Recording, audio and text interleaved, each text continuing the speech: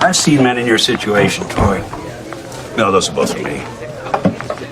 You were on top of the world before, and now no one gives a rat's ass. I can help you with your image. First, I lose the jacket. You look like a high school bitch. But more importantly, it's your sneeze. When I was a CEO, I had an array of masculine sneezes that asserted dominance. You know, like the explosive shock the room into silence sneeze, the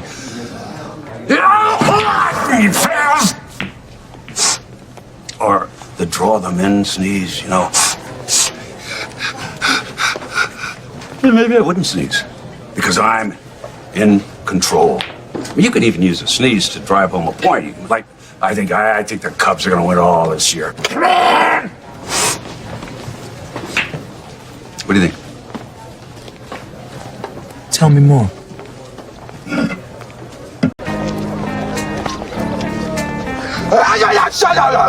God bless you. God bless you. Thank you.